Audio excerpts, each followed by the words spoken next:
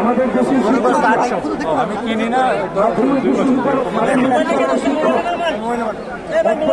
মাদ্রাসার শিক্ষক কলেজের শিক্ষক ছবি তোলার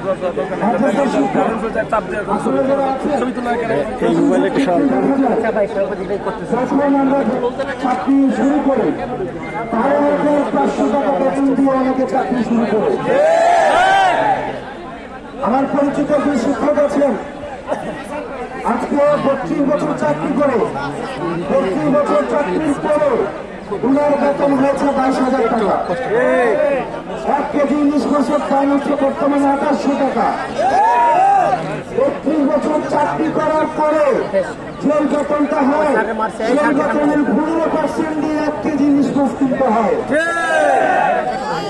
30 বছর চাকরি করার পরে যে বেতনটা হয় সেই বেতনের 20% বাড়ি ভাড়া দেওয়া হয় না। আমাদের দেশের সরকার, আমাদের দেশের জনগণ, আমাদের দেশের শিক্ষকরা ওনারা নিজেদের জীবনযাপন করে হচ্ছে দ্বিতীয় শ্রেণীর, তৃতীয় শ্রেণীর আর চতুর্থ শ্রেণীর নাগরিকের মতো জীবনযাপন করে। আর আমরা মনে করি, আমরা প্রত্যাশা করি যে তারা প্রথম শ্রেণীর নাগরিক উপহার দিবে।